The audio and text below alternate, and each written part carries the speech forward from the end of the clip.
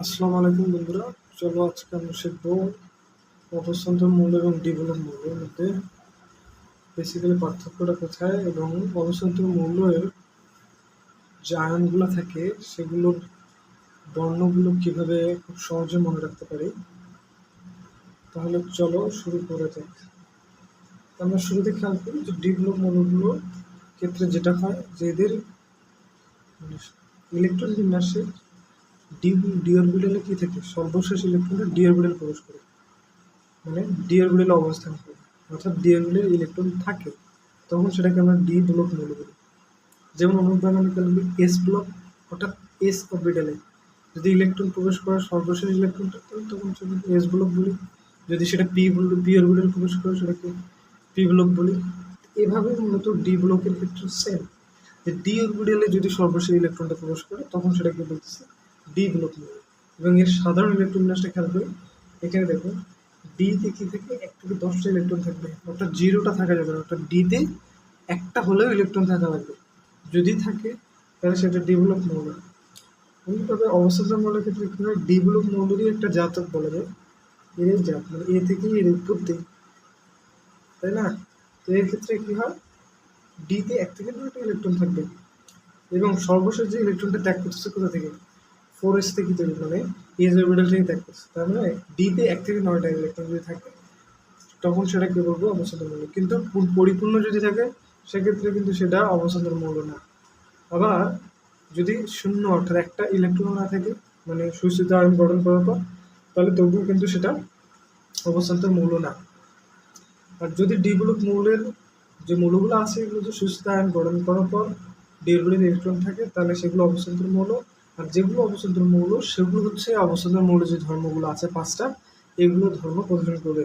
তো আমরা মূলত আজকে অবস্থান্তর মৌলের যে ধর্মটা নিয়ে কথা বলবো সেটা হচ্ছে কি, রঙিন আয়ন যে গঠন করে, এই রঙিন আয়নগুলো কি একই রকম তো সবাই বর্ণ প্রদর্শন করে না, এক একটা এক এক রকম বর্ণ প্রদর্শন করে। তো এই যে বিভিন্ন রকম বর্ণ যে প্রদর্শন করে, এই বর্ণগুলোকে কীভাবে আমরা ছন্দর মাধ্যমে মনে রাখতে পারি, অর্থাৎ সেভাবেই আর কি আমরা শিখবো। তো শুরুতে খেয়াল করে আমরা একটু উদাহরণ দিই এখানে। তো ডিব্লক মৌলের ক্ষেত্রে খেয়াল করে স্ক্যান্ডিয়াম, এখানে খেয়াল করে যে স্ক্যান্ডিয়াম আমরা জানো কয়টা ইলেকট্রন থাকে, 21টাতে। এটার ক্ষেত্রে যদি দেখবো কি হয়, এখানে আমরা শুরুতে আরবিন্দু দিলাম, ওটা শর্ট করে লিখলাম আর কি। 3d1 4s কি থেকে কয়টা থাকে, 2টা। এখন দেখো এখানে কিন্তু স্বাভাবিকভাবে যখন আমরা ইলেকট্রন বিন্যাস করি, অর্থাৎ আয়ন যখন গঠন করে না, স্বাভাবিক অবস্থায় যখন অ্যাটম হিসেবে থাকে তখন কিন্তু খেয়াল করো ডি তিনটা একটা ইলেকট্রন আছে, সো এটা কি ডেভেলপ মূল্য, সো এটাকে আমরা বলতে পারি কি ডেভেলপ মূল্য। কিন্তু স্ক্যান্ডিয়াম যখন শোষিত আয়ন গ্রহণ করে 3+, তখন কিন্তু খেয়াল করি এখানে যে 3d অরবিটালে 0, অর্থাৎ 3d অরবিটালে কোনো ইলেকট্রন নেই। তার মানে এটা আসলে কি ডিব্লক মৌল হওয়া সত্ত্বেও অবস্থান্তর মৌল না, তার মানে অবস্থান্তর মৌলের যে ধর্মগুলা এগুলোই প্রদর্শন করবে না। এবার খেয়াল করি আমরা রাসেল ক্ষেত্রে, অর্থাৎ আয়রনের ক্ষেত্রে আমি খেয়াল করি, আয়রন স্বাভাবিকভাবে 26, তার মানে এখানে ধরলাম যে 3d কত 6টা থেকে 4s হচ্ছে 2টা, তাহলে ডি অরবিটালে ইলেকট্রন আছে, তার মানে এটা ডি ব্লক মৌল, তাই না? এবার এটা যদি আয়ন গঠন করে, অর্থাৎ প্লাস যদি হয়, ওকে, তখন খেয়াল করো এখানে 3d-তে কি থাকে, 2টা যেহেতু ত্যাগ করছে তার মানে কি সর্বশেষ চতুর্থ থেকে যাবে, তো 4s থেকে যায়, এখানে 6টা থাকে, 4s হচ্ছে 0। কিন্তু এখানে খেয়াল করো প্লাস কিন্তু অধিক যে স্থিতিশীল আয়ন গ্রহণ করছে এমনটা কিন্তু না। কারণ আমরা এখানে একটা জিনিস খেয়াল করি, আমরা জানি স্থিতিশীলতার যে ক্রমটা অরবিটালে সেক্ষেত্রে হচ্ছে আগে পূর্ণ অরবিটাল বেশি শক্তিশালী, তারপরে অর্ধপূর্ণ হয়, অর্ধপূর্ণ অর্ধপূর্ণ, তারপরে সর্বশেষ হচ্ছে আংশিক। তো এখানে খেয়াল করো এটা এখানে কি এর কি পূর্ণ আছে, পূর্ণ নেই, অর্ধপূর্ণ আছে নাই, তার মানে আংশিক। তো এর থেকে বেটার অপশনে যদিও যায় তার মানে অধিক স্থিতিশীলতা অর্জন করবে, তাই না? এবং যদি পূর্ণতে যেতে পারে তাহলে আরো বেশি স্থিতিশীলতা। এখন দেখো আয়রনের ক্ষেত্রে কিন্তু পূর্ণ স্থিতিশীলতা অর্জন করা সম্ভব কি, সম্ভব না। সো এর সর্বোচ্চ করলে কি করতে পারে, আমরা জানি ডিতে থেকে 10টা, তখন 5টা হইতে পারে, অর্থাৎ ডি এখানে আরও একটা ত্যাগ করতে পারে। অর্থাৎ ফেরিক যদি আয়ন গ্রহণ করে তখন দেখো এখানে 3ডিতে তখন কটা থাকে, 5টা, 4 হচ্ছে 0। দেখো এখন দেখো এখানে অর্ধপূর্ণ কিন্তু আছে, তার মানে এটা কি, আমরা জানি যে অর্ধপূর্ণ অরবিটাল বেশি শক্তিশালী, অর্থাৎ বেশি স্থিতিশীলতা অর্জন করে। তাহলে সেক্ষেত্রে ফার্স্ট টু প্লাসের থেকে ফেরিক ফেরিক যেটা আর কি 3+, Fe3+, এটা বেশি স্থিতিশীল। তাহলে মানে আমরা বলতে পারি যে Fe3+ বেশি স্থিতিশীল কার থেকে, Fe2+ থেকে। বুঝছো বিষয়টা? এবার খেয়াল করি যে পূর্ণ আছে এরকম দু একটা দেখি। তো শুরুতে খেয়াল করি এখানে আমরা হচ্ছে যে জিংয়ের ক্ষেত্রে খেয়াল 30টা থাকে, তাই না? এখানে দেখো 3 ডিগ্রি থেকে 10 ফ্লোরেসেন্সের 2টা। এখন এই যদি সুস্থিতিশীল অর্জন করে তাহলে কি হবে, সর্বশেষ থেকে 2টা ইলেকট্রন ত্যাগ করে দিলেই স্থিতিশীলতা অর্জন করতেছে, কারণ এটা দ্বিপূর্ণ আছে, তার মানে এটা বেশি এমনিতেই কি স্থিতিশীলতা বেশি আছে। এখানে খেয়াল করি তো জিঙ্ক কি করলো, 2টা ত্যাগ করে দিল, দিয়ে কি হলো, এরকম কাঠামো অর্জন করলো 10 ফ্লোরেসেন্স 0। তাহলে দেখো এটা কিন্তু বেশি স্থিতিশীল। কিন্তু এখানে একটা সমস্যা হচ্ছে কি, আমরা জানি যে অবস্থানের মৌলে কি শূন্য অথবা পূর্ণ অরবিটাল হওয়া যাবে না, এর বাইরে যা হোক সেটা কিন্তু অবস্থানের মৌল যে ধর্মগুলো আছে এগুলো প্রদর্শন করবে। তার মানে এখানে আয়রনের ক্ষেত্রে কে দেখলাম পূর্ণ, তার মানে কিন্তু দেখ কি অবস্থাতে মৌল না, বাট এই কিন্তু কি ডেভেলপ মৌল। অনুরূপভাবে স্ক্যান্ডিয়াম দেখলাম শূন্য, তাহলে আমরা মনে রাখবো শূন্য এবং পূর্ণ ব্যতীত ডি অরবিটালে অন্য কোনো অবস্থা যদি বিরাজ করে তাহলে সেটা অবস্থান্তর মৌল, এবং যদি অবস্থান্তর মৌল হয় তার মানে সে অবস্থান্তর মৌলের যে ধর্মগুলো আছে এগুলো প্রদর্শন করবে। এবং যেহেতু অবস্থান্তর মৌলগুলো রঙিন আয়ন গঠন করে, তার মানে যাদের ডি অরবিটালটা আংশিক পূর্ণ থাকবে, অর্থাৎ শূন্য নয় পূর্ণ নয়, তারাই শুধুমাত্র রঙিন আয়ন গ্রহণ করবে। তাহলে এখানে কে রঙিন আয়ন গ্রহণ করতে পারতেছে না, জিঙ্ক পারতেছে না, স্ক্যান্ডিয়াম পারতেছে না, কিন্তু ফ্রাস কিন্তু পারবে, কারণ এ অবস্থান্তর মৌল, তাই এ রঙিন আয়ন গ্রহণ করতে পারবে। এখন যদি আমি বলি যে জিঙ্ক আর এই যে তিনটার মধ্যে স্থায়িত্বের গুণ কার বেশি, তাহলে ফ্রাস বা ফেরিক যেটাই বলি এর থেকে কিন্তু জিঙ্ক টু প্লাস যেটা বললাম এটা স্থায়িত্ব বেশি, কারণ এটি বি অরবিটাল পূর্ণ আছে। তো আমরা আজকে মূল যেটা আমাদের আকর্ষণ ছিল এই ক্লাসে, সেটা হচ্ছে রঙিন যে আয়নগুলো আছে সেই তাদের বর্ণগুলোকে আমরা খুব সহজে ছন্দ আকারে মনে রাখবো। তো চলো আমরা সেদিকে খেয়াল করি। এখানে শুরুতে খেয়াল করি, প্রথম যেটা আমরা জানবো সেটা হচ্ছে যে আনিজ। আনিজ কি ভালো, এইটা হচ্ছে কি আমাদের ফার্স্ট রেট। আবার খেয়াল করি আনিজ ভালো, এখানে আতে আমরা কি লিখলাম আয়রন, ওকে, নিতে আমরা কি খেয়াল করবো নিকেল, এবং ভালোতে আমরা রাখবো ভতে ভ্যানাডিয়াম।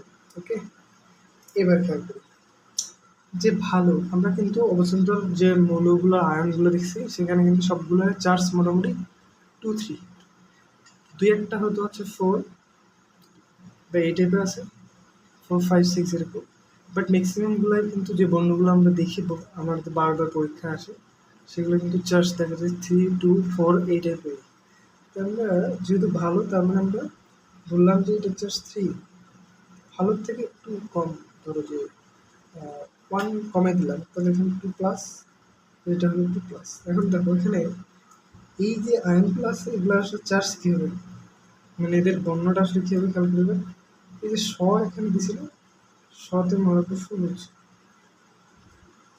তাহলে এরা সবাই কি বর্ণ প্রদর্শন করবে, এখানে যে আয়ন তিনটা লিখছি সবাই সবুজ বর্ণ প্রদর্শন করবে। এখানে দেখো আতে হচ্ছে আয়রন প্লাস, নিতে হচ্ছে নিকেল 2+, ভালোতে হচ্ছে ভ্যানাডিয়াম 3+।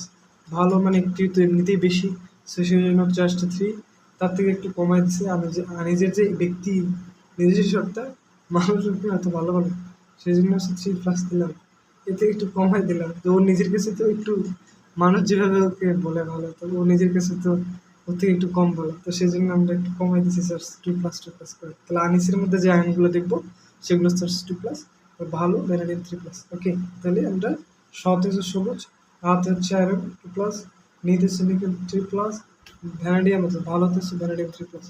তাহলে আশা করি এটা তুমি বুঝতে পারছো। এবার আমরা পরবর্তী যে ট্রিক্সটা খেয়াল করবো সেটা হচ্ছে বাংলাদেশ ক্রিকেট টিম, ক্রিকেট টিমের কি মারবো, বাংলাদেশ ক্রিকেট টিম। ওকে, এখানে খেয়াল করবো এই যে বাংলাদেশ হচ্ছে বেগুনি, তাহলে এখানে যারা থাকবে সবাই কি বর্ণ প্রদর্শন করবে, বেগুনি বর্ণ প্রদর্শন করবে। এখানে করবো ক্রোমিয়াম, সিআর যেটা আছে সেক্ষেত্রে হচ্ছে ক্রোমিয়াম। ওকে, কি ক্রোমিয়াম। এবার খেয়াল করবো এই জায়গাটাতে একটু দেখি টিতে হচ্ছে কি টাইটেনিয়াম, আর এম এই যে টিমের যে এম যেটা আছে সেটা হচ্ছে কি এমতে এখানে আমরা মারবো ম্যাঙ্গানিজ। এখন কথা হচ্ছে এদের চার্জ কি হবে, এখানে দেখো চেনার সাথে কয়টা ওয়ার্ড আছে, 3টা। বাংলাদেশ একটা, ক্রিকেট একটা, টিম একটা, তার মানে সবগুলো চার্জ হবে কি 3+, কি চার্জ হবে 3+। তাহলে ম্যাঙ্গানিজ 3+, টাইটেনিয়াম 3+, ক্রোমিয়াম 3+, এবং এরা কি বর্ণ প্রদর্শন করবে, বেগুনি। বাংলাদেশ ক্রিকেট টিম, টিম এর মধ্যে দেখো টি আছে আর এম আছে, এইখানে দুইটা মৌল দেখাইছি আমরা, আয়ন দেখাইছি টাইটেনিয়াম 3+, আর এখানে এমতে দেখাইছি ম্যাঙ্গানিজ 3+। এরপরে আমরা আরেকটা ট্রিক্স দেখবো, সেটা হচ্ছে কি, সেটা হচ্ছে কাম ইন গোলাপি। অর্থাৎ গোলাপি হচ্ছে একটা মেন নাম, তাকে আমরা আসতে বলতেছি ভিতরে, কি বলতেছি আসতে বলতেছি। এখানে দেখুন কামের মধ্যে আমরা দুইটা মৌল দেখাইছি, এখানে আছে কোবাল্ট, এখানে আছে ম্যাঙ্গানিজ। ওকে, এর ইনের মধ্যে আমরা কিছু দেখাই নাই তেমন, গোলাপি তো আমরা বোঝাইছি যে গোলাপি বর্ণ, অর্থাৎ এরা কি বর্ণ প্রদর্শন করবে, এরা সবাই কি বর্ণ প্রদর্শন করবে, এরা সবাই হচ্ছে গোলাপি বর্ণ প্রদর্শন করবে।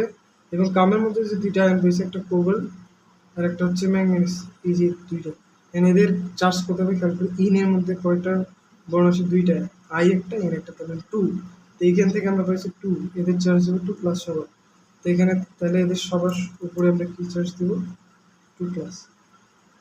তাহলে কামিং গোলাপি, অর্থাৎ গোলাপি বর্ণ প্রদর্শন করবে কারা, কামের মধ্যে থাকা কোবাল্ট 2+ এবং ম্যাঙ্গানিজ 2+। এবং কত চার্জ হবে সেটা হচ্ছে ইনের মাধ্যমে আমরা খেয়াল করলাম, দুইটা বর্ণ আছে সেই বর্ণ হচ্ছে 2+।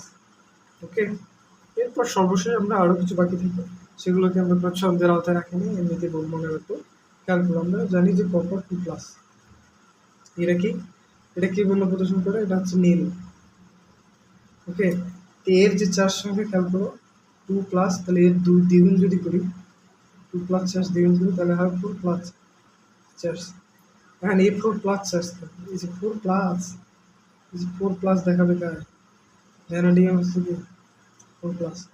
তাহলে এখানে ভ্যানাডিয়াম 4+, তাহলে কি দেখাবে, এও হচ্ছে নীল বর্ণ প্রদর্শন করে। তাহলে আমরা মনে রাখবো কপার 2+, এমনিতে আমরা জানি যে নীল বর্ণ প্রদর্শন করে, এর চার্জের দ্বিগুণ অর্থাৎ 4+। বাকি যেগুলো আমরা দেখলাম এগুলো তো মনে আছে, এর বাইরে কে থেকে ভ্যানাডিয়াম কত 4+, তার মানে এটা কি বর্ণ প্রদর্শন করে, নীল। এরপর আরেকটা বাকি থাকে সেটা হচ্ছে কিন্তু যে ফেরিক, অর্থাৎ 3+, যেটা এটা কি বর্ণ প্রদর্শন করে, হলো। তাহলে আজকে পর্যন্তই, আশা করি এই ক্লাসের মাধ্যমে তোমাদের যাদের হচ্ছে এই যে অবস্থাধর্ম মৌলের যে আয়নগুলোর বর্ণ আলাদা করে মনে রাখতে কষ্ট হয়, তারা খুব সহজেই কিন্তু এই ট্রিক্সগুলো অ্যাপ্লাই করে মনে রাখতে পারবা। আশা করি এগুলো কখনো হচ্ছে ভুল হতো না। তার মানে এটাকে যদি আমরা বলি যে আজকের ক্লাসটা কি থিওরিতে ফেলা যায়, একটা থিওরির নাম তো দেওয়া দরকার, সেটা হচ্ছে ধরলাম স্লিপ থিওরি। এটা কি থিওরি, এটা হচ্ছে স্লিপ থিওরি নাম দিলাম।